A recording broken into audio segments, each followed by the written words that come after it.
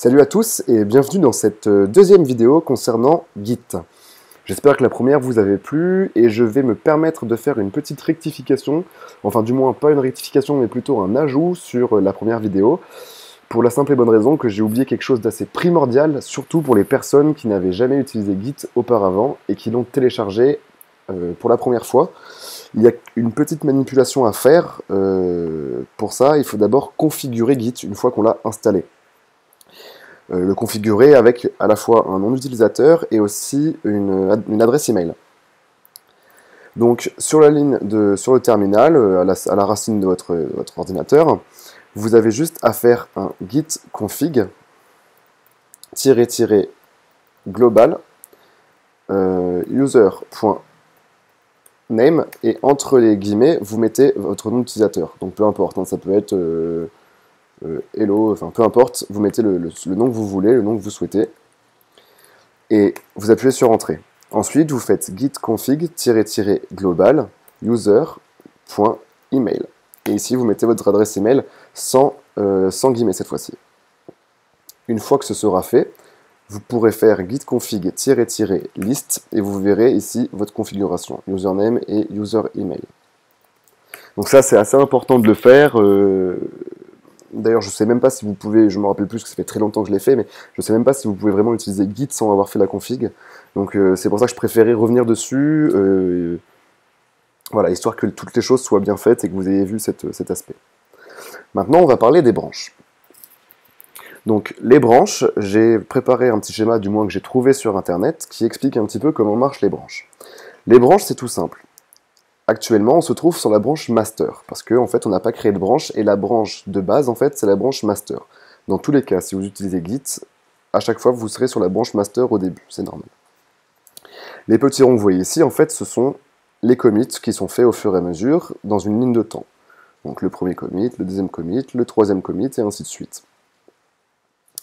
Et ici, par exemple, on peut voir qu'ici, c'était sur la branche master, ils ont fait un premier commit, et ensuite, ils ont créé ici, hop, une branche qui s'appelle hotfix, et ils ont fait des petites modifications, etc. Et ensuite, ils sont allés ajouter ces modifications à la branche master. Donc en fait, la création de cette branche a permis ici, en fait, de développer des nouvelles fonctionnalités, de gérer des bugs, etc., sans altérer le code de master. Et on va voir ça plus en détail en créant notre branche, et vous verrez très vite que vous pouvez avoir un code totalement différent, ou du moins partiellement différent, entre une branche et une autre. Et c'est justement là l'intérêt des branches, notamment quand on travaille en équipe. Concernant la nomenclature qui se trouve ici, vous appelez vos branches comme vous voulez. Ça, c'est vraiment une nomenclature extrêmement pointilleuse qui est utilisée dans les agences, dans les startups ou des choses comme ça. Parce que c'est une nomenclature qui est assez reconnue et que beaucoup de développeurs utilisent. Hotfix, c'est pour tout ce qui va être régler des petits problèmes assez rapidement. Les releases, ça je ne sais pas particulièrement.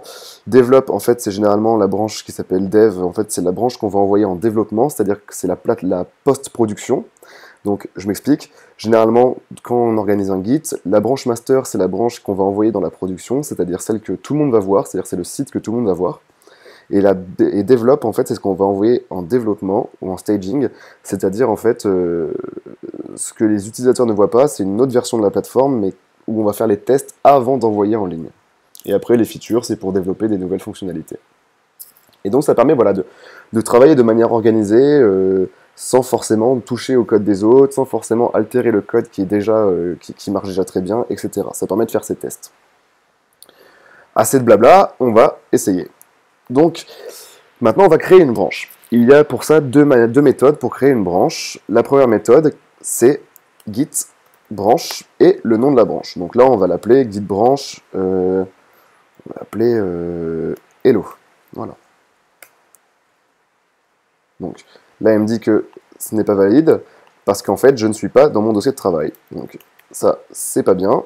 Donc je retourne dans mon dossier.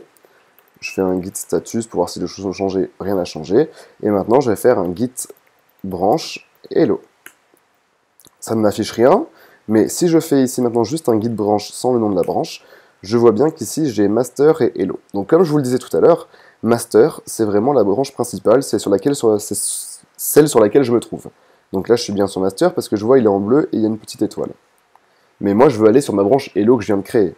Donc comment je vais faire? Il va falloir que je me déplace excusez-moi, de la branche master sur la branche hello. Donc je vais juste faire un git checkout hello. Et maintenant, si je refais un git branche, je me trouve bien sur la branche hello, alors qu'avant j'étais sur la branche master. Formidable, on a réussi à créer une branche et à s'y rendre. Et avant de voir maintenant vraiment comment marchent les branches, et vous allez voir un petit peu on va dire entre guillemets la puissance des branches, on va voir la deuxième méthode pour créer une branche. Donc je retourne sur ma branche master. Et la deuxième méthode, en fait, c'est de faire un git checkout du 6b et on va l'appeler world. Hop. Et du coup, ici, il me dit switched to a new branch world. Donc en fait, ça nous a à la fois dirigé sur la branche world et en plus de ça, ça l'a créé avant. Regardez, si je fais un git branch, hop, je suis sur la branche world. Donc moi, je veux retourner sur ma branche hello. Donc, git checkout hello. Je suis sur ma branche hello. Voilà. Et maintenant, on va voir un petit peu la branche. Donc là, je suis sur une nouvelle branche et je vais faire un petit peu des modifications. Je vais rajouter un paragraphe, par exemple, ceci est une modification. Et on va rajouter du style. Donc là, on n'est vraiment pas sur un cours de code dans le langage. Donc on va mettre du style dans HTML, c'est pas grave, on se l'autorise pour une fois. Mais sinon, si vous faites un site internet, c'est absolument interdit, selon moi. Donc dans le body, on va mettre une couleur de fond qui va être en sky blue. Et notre H1 et nos paragraphes auront une couleur blanche. Si j'ouvre mon fichier index.html, j'ai bien mes modifications qui ont été prises en compte. Super, c'est exactement ce que je voulais. On trouve ça super, on trouve ça génial, notre modification marche. Du coup, on va faire un git add, comme d'habitude, hein. Là-dessus, ça ne change pas. Et on va également faire un git commit. Add colors and text. Notre commit a bien été fait, un fichier a été changé, 9 insertions, etc. Donc là, c'est top. Le fichier index.html, qu'on soit sur la branche master ou sur la branche qu'on vient de créer, dans tous les cas, vu qu'on avait fait à la base un git add, il est suivi, il est traqué par Git. Donc, sur n'importe quelle branche que l'on se trouve. Donc là-dessus, on reste quand même sur des manœuvres habituelles, git add et git commit. Là-dessus, pas de souci. Je suis content de moi, etc. Je veux retourner maintenant sur ma branche master. Git checkout master. J'ai switché sur la branche master. J'actualise mon site et voilà. Mes modifications ont disparu. Donc c'est bizarre parce que pourtant j'ai fait des modifications sur ma branche. Eh bien, tout simplement, pour la simple et bonne raison qu'il va falloir faire une manœuvre qui va nous permettre en fait de venir tirer le code qu'on avait sur notre branche et le mettre également sur notre master. Et cette commande s'appelle le merge. Le merge, donc gardez bien cette terminologie parce que le git merge en fait c'est quand on travaille avec les branches, avec des équipes, c'est un peu l'une des plus grosses fonctionnalités qu'on utilise le plus souvent. Donc on va faire ici un git merge et on va dire ici le nom de la branche que l'on veut merger. Et la branche que l'on veut merger, c'est la branche hello. Git merge hello. Ici, super, on voit que index.html il y a eu des ajouts, un fichier a été changé, 9 insertions. Je vais retourner sur mon site, et là, magie, sur ma branche master, j'ai exactement le même code que sur ma branche hello. Donc en fait, ce que j'ai fait là, c'est que j'ai créé une nouvelle branche, je me suis positionné dessus, j'ai fait mes tests, j'ai trouvé que la couleur était bien, etc., etc. Et une fois que je suis satisfait, je suis allé en fait merger ce code sur le code de la branche master. Ce qui veut dire que, imaginons que je fasse des erreurs, des choses comme ça, eh bien, je ne vais pas avoir, je peux retourner sur master pour voir le code d'origine, pour avoir mon site tel qu'il était, sans avoir altéré le code, sans avoir à faire des CTRL Z de tous les côtés. Ça me permet de faire mes tests de mon côté, et si ça me plaît pas, je laisse tomber, je retourne sur master, je ne merge pas, et j'ai toujours mon code qui est propre. Donc voilà la faculté, enfin voilà toutes les possibilités qu'il y a avec les branches. Une autre chose que je voulais dire sur les branches, c'est surtout qu'en fait c'est très pratique quand on travaille en équipe, parce que chacun crée sa branche, chacun fait ses modifications, et une fois que chacun est content, chacun vient merger sur la branche master ou sur la branche dev, etc. Vous pouvez créer un nombre assez inimaginable de branches. Donc voilà, je voulais voir une dernière chose avec vous, ce sont les conflits dans cette vidéo. Donc les conflits, parce qu'en fait ça peut arriver des fois que deux développeurs qui travaillent sur le même fichier, sur le même fichier, en fait, modifient la même ligne, et à ce moment-là, vous allez voir qu'il va y avoir un conflit. Je m'explique. Je suis sur ma branche master. Je vais aller faire des modifications. Ça ne sera pas ceci est un URL, ce sera cela est une modification, ici. Super. Ensuite, je fais un git add, git commit, et je dis change word. Ok. Maintenant, je vais me positionner sur ma branche hello. Et là, ici, je vais marquer ceci est une modification géniale. Ok. Git add, et ensuite on fait un git commit. Change word. D'ailleurs, je vais même changer ici pour dire waouh. Hop, voilà. Je refais un git add et je refais un git commit. Change word again. Super, maintenant je retourne sur ma branche master. Donc je suis bien retourné sur ma branche master, on peut vérifier histoire d'être sûr. Voilà, et je vais venir merger. Git merge hello. Et là, hop, conflit. Merge conflict in index. Et là, on voit bien qu'il nous dit une phrase qui est assez intéressante.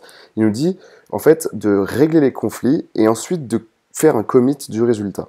Pourquoi il nous dit de gérer les conflits? Bah, c'est tout simple, en fait. Il y a un développeur qui a décidé de mettre cette phrase-là, et il y a un autre développeur qui a décidé de mettre cette phrase-là. À ce moment-là, en fait, la machine ne pourra pas décider pour nous, en fait. Ça va être tout simplement être au développeur de se mettre d'accord sur qu'est-ce qui va aller sur cette ligne. Parce que si la machine décide pour nous, c'est qu'il y a vraiment un problème. C'est-à-dire que nous, c'est vraiment juste un outil qui va nous permettre d'avoir des versions de notre site, de pouvoir partager du code, etc. Mais c'est pas à lui de savoir qu'est-ce qui va être à telle ligne, à tel moment. Et donc, on voit qu'il nous met ici ces petits codes qui est très intéressant parce qu'en fait, c'est vachement bien fait. Ça nous met deux petites balises comme ça pour nous expliquer où se trouve le problème. Et il nous dit, voilà, head, ça va être le master. Et ici, ce sera la branche hello. Et il nous montre les deux versions et comme ça, on garde celle qu'on veut. Donc nous, on décide que la branche master, elle a raison. Du coup, on sauvegarde. Et ensuite, on fait un git commit-m fix conflict.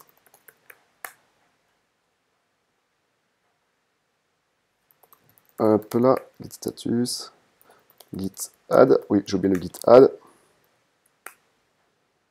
Et voilà, on a fixé le conflit et maintenant tout est ok, chacun des développeurs est content et on a gardé cette phrase là, tout simplement. Il faut savoir également une chose très très importante, lorsque vous faites un git merge, c'est-à-dire que vous allez merger une branche sur la branche master ou sur une autre branche, il faut savoir que vous n'avez pas besoin, sur la branche qui a reçu le code, de faire de commit ou de add, en fait. Le commit se fait automatiquement avec le merge. Donc, quand vous êtes sur la branche sur laquelle il y a eu la modification, vous faites bien votre git add, votre git commit, et une fois que vous retournez sur la branche et que vous faites le merge de la branche qui a été modifiée, vous faites juste le git merge, le commit se fera automatiquement. Donc là, on a fini pour cette vidéo. J'espère que c'est clair pour vous. C'est vrai que c'est sûrement pour vous un tout petit peu flou. En même temps, il y a beaucoup de termes à retenir. Les git add, les git commit, le git config qu'on a vu en début, le git merge, les branches. N'hésitez pas à me poser des questions dans les commentaires. J'y répondrai dès que j'aurai du temps. Et surtout, n'hésitez pas à faire des petits exercices voilà, pour voir un petit peu des cas de figure, des choses comme ça, et à vous documenter sur le site de Git, qui est très bien fait. Il y a une version française, il me semble. Donc voilà, mais prenez le réflexe voilà, de mettre Git sur vos projets, c'est très intéressant. Et dans la dernière vidéo, on va voir un petit peu les outils qui s'offrent à Git, avec notamment GitHub, GitKraken et des choses comme ça.